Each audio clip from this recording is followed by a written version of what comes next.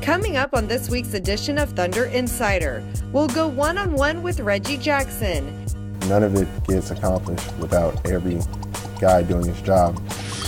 Take you along on a trip to the North Pole with the Thunder Girls. The reindeer were excited.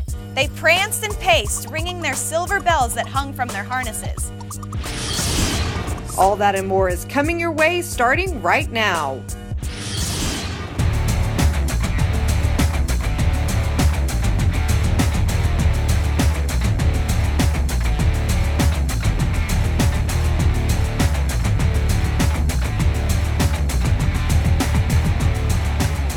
Welcome to this edition of Thunder Insider. Leslie McCaslin joined by Matt Pinto and Grant Long. Well, it's been yet another wonderful December for this Thunder franchise and their fans. A successful 2013 so far, and the wins have come no matter who they're playing. So let's start there. Talking about the success this team has had against teams with winning records, 11 wins.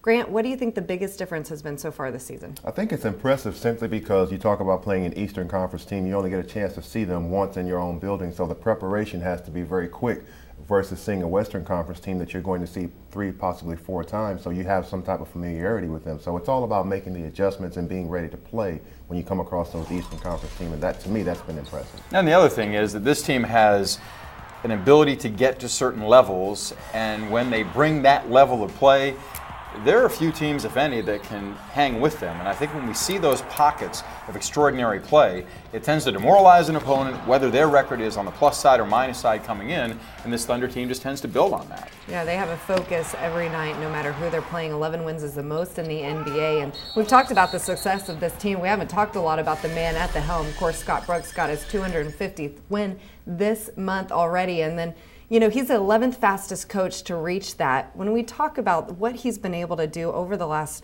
5.5 years with this team, what has impressed you the most? I think the biggest thing is the continuity with the organization and the players he's had and the way they've been developed. He's tireless with his staff of making certain the younger guys get better from day to day. He's really established principles, Grant, that he adheres to on a daily basis, on an hourly basis, on a weekly basis, and I think that level of stability and consistency is really important. I think to add to that, I think his communication level is also one of the best that I've seen as far as coaches and players are concerned. You ask any player on this team and they'll tell you how genuine Scott is and how much he has a concern for them, not only on the floor but off the floor, and I think that goes a long way when you have players, especially young players.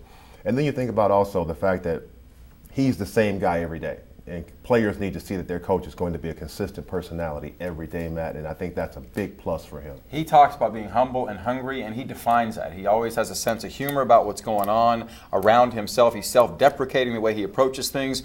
A lot of coaches in this league are not at all that way. He's very grounded, and I think the players appreciate the fact he had to work really hard to stay in the NBA. They recognize that. And then you think about this too. We're talking about his 250 wins. He's a guy that can get it done execution-wise also. Mm-hmm. I think he's one of the best when you talk about teams coming out of a timeout or at the start of the quarter break.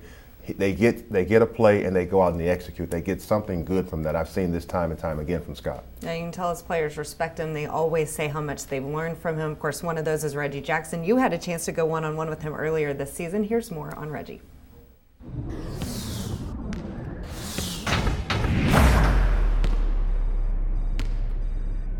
For new guys on this roster, how would you go about letting them know what this team is all about? Everyone has to collectively do the small things in order for the big things to happen. Big games, such as Kevin scoring, doesn't happen without guys like Perk and guys like Serge setting screens, or Nick. Doesn't happen without us getting defensive stops and more possessions. Doesn't happen without guys being willing to hit them on target. So none of it gets accomplished without every guy doing his job, including the bench, getting everyone hyped, refilling. So it's all the little things that make the big picture. Energy inside Chesapeake Arena, what does it do for you guys as a team?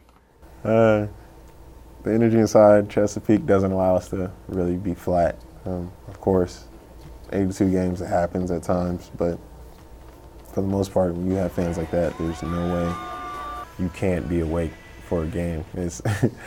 It's hard. There have been days I didn't get my usual pregame naps, been tired, but once you step on that court, or just once you step into that arena and they explode the way they do, you feel it. Foundation piece here is defense for you guys as a team. Why is defense important? Defense is where it starts. That's the thing that we preach. It's hard to outscore somebody each night without doing anything on the defense end. So we know we're going to have slumps some nights, but as long as we can try to do it collectively, defensively, we always have a chance. How do you stay grounded in the different experiences that go on? I think it's very cliche, but you say don't get too high or don't get too low. The games are going to bring highs and lows, but you can't, as a person, you can't go through those experiences with it. Jackson has been on fire. When you're at the top of the mountain, you got to stay level, to stay hungry. And when you're at the bottom, feeling like you're defeated and you're trying to climb up, you have to understand that it's not always good. And that's the fun part about it.